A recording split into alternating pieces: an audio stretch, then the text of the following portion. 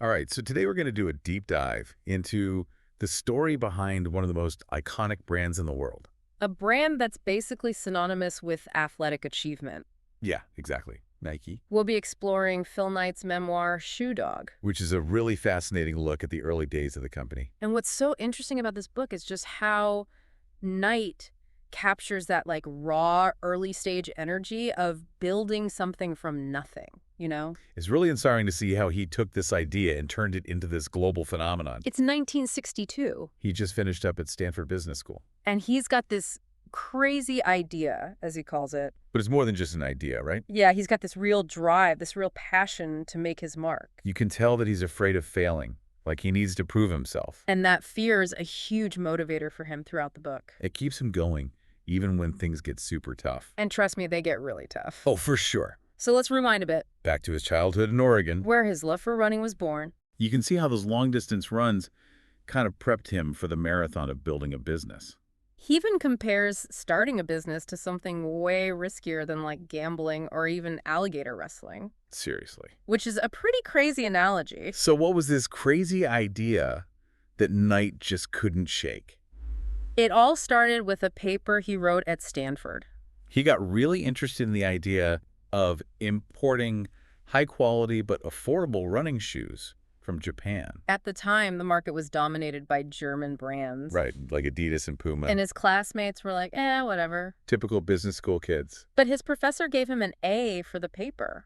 So maybe there was something to it. Yeah, Knight couldn't shake the idea. Even while he was working other jobs, it just stuck with him. He had this gut feeling that he could turn it into a real business. But instead of diving right in, he decides to travel the world.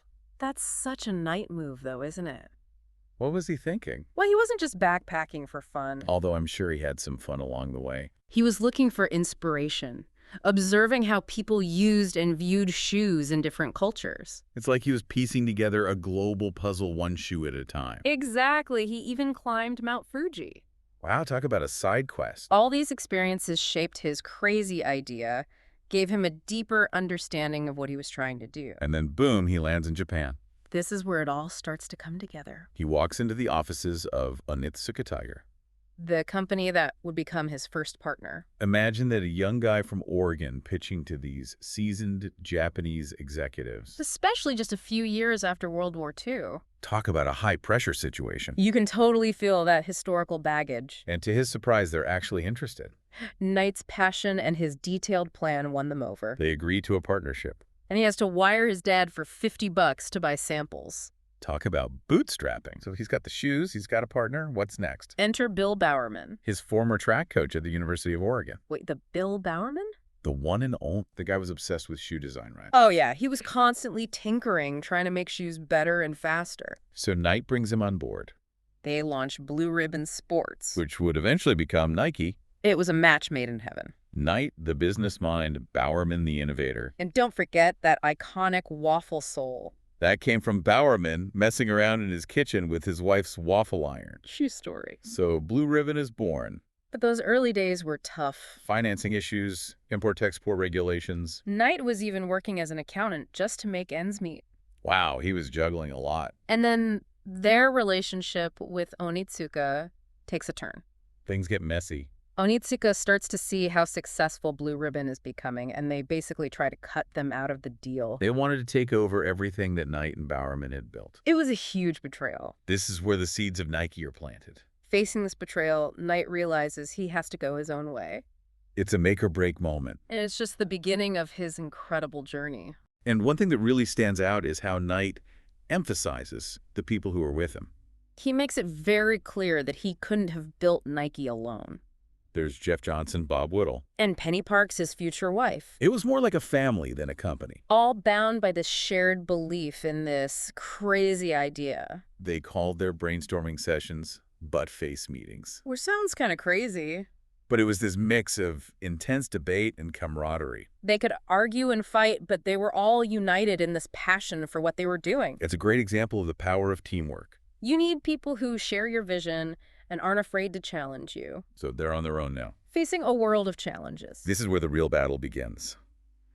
Welcome back to our deep dive into Phil Knight's Shoe Dog. So last time we left off with Nike's birth. A really bold move born out of necessity. Onitsuka trying to push Knight and his team out. It's 1971, and they're facing a ton of challenges. So much uncertainty. You can really feel the pressure on Knight as he describes those early days. Production problems, cash flow problems.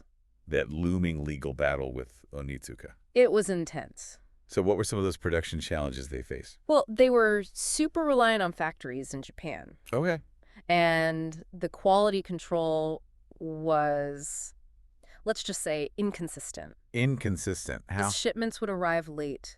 Oh, no. Sometimes with the wrong sizes. Seriously. Even the wrong shoe models. Oh, man. That's got to be frustrating. It was a logistical nightmare. Yeah, I bet that created a ripple effect. Totally. Frustrating customers, putting pressure on their relationships with retailers, And, of course, their finances. which were already stretched thin. They were constantly scrambling to secure financing. I can only imagine. Knight pushed his bankers to the absolute limit.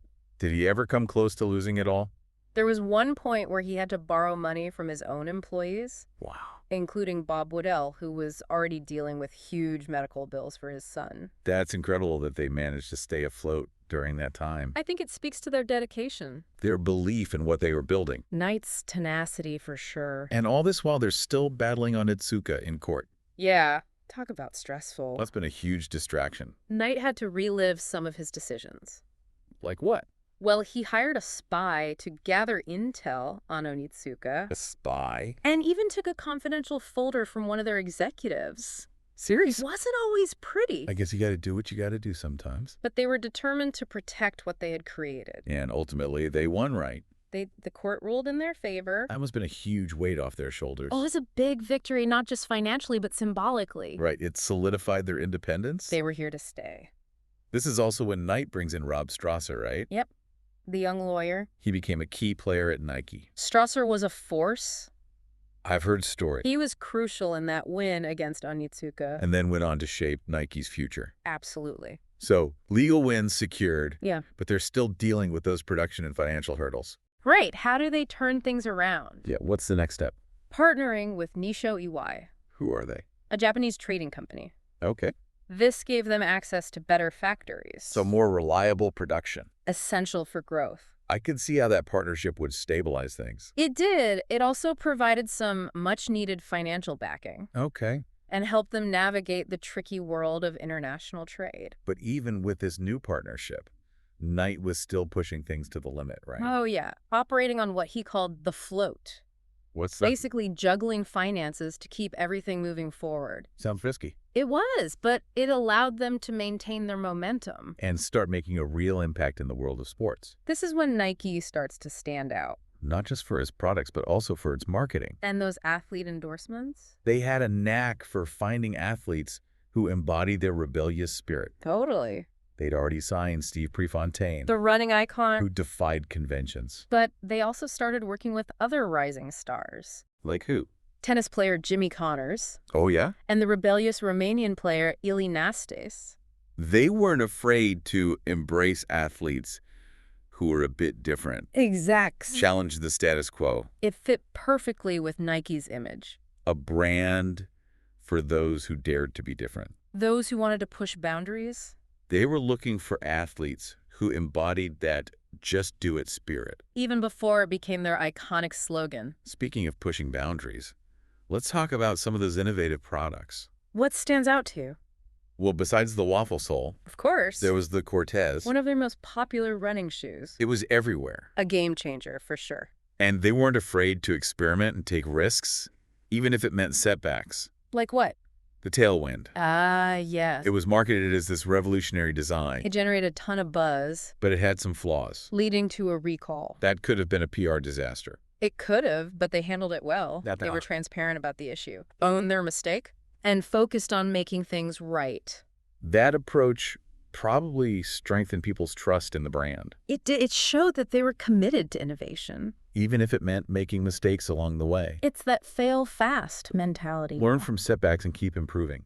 Valuable lesson. So they're growing, they're innovating, but still wrestling with those financial challenges. Right. They never really went away. And things came to a head in 1975. When they were on the brink of financial ruin, Seriously. they had a massive debt to Nisho Iwai. How much were we talking? $1 million. And they didn't have the cash on hand? It was a scary time. So how did they get out of that mess? A few things came together, but the biggest was the loyalty of Nishoiwai. They stuck with him, They believed in Nike's potential. even though it was a huge risk, They extended their credit line. giving them some breathing room. It was a lifesaver. That's incredible that they had that kind of support, It shows the power of strong partnerships. trust and loyalty.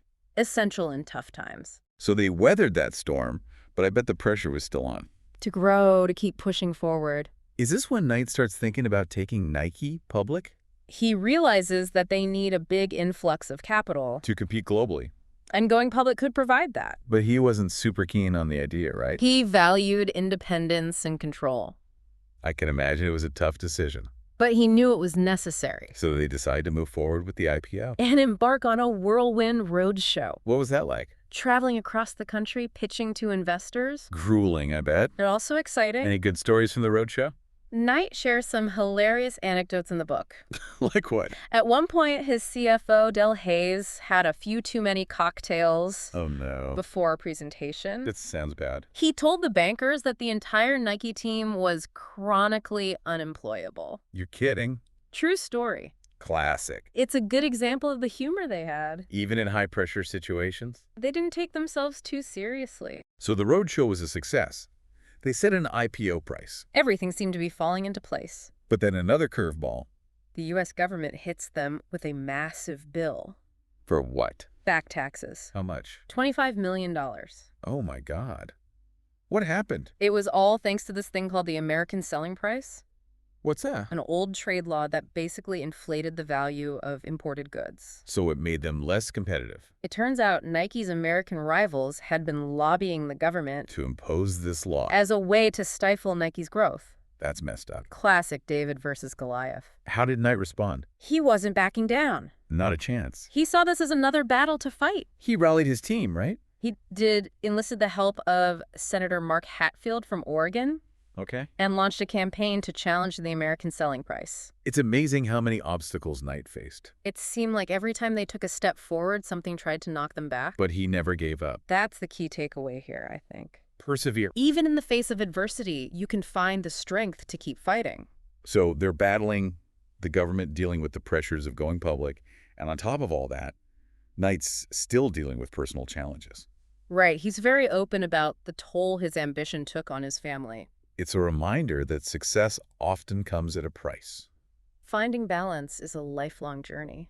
So last time we were talking about how Nike was facing this massive tax bill from the U.S. government, Right on the verge of their IPO. thanks to that outdated American selling price law. A real blow. But Knight wasn't about to back down, was he? Nope. He saw it as another challenge to overcome. Another David versus Goliath situation. Exactly. He was ready for a fight. And he wasn't alone. He had Senator Mark Hatfield from Oregon on his side. Okay. They traveled to Washington, met with politicians, argued passionately that Nike was creating jobs, innovating, competing globally Wow, he was really fighting for his company? for everything it stood for. Not just about the money. No, it was about proving that a company built on hard work and innovation could succeed.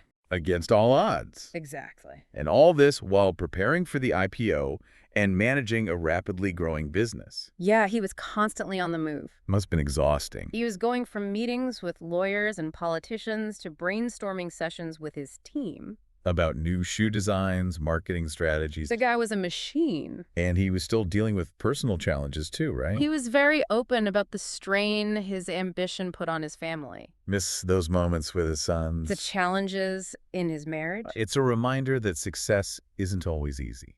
There are sacrifices involved. So back to that fight against the American selling price. Did they win? They did.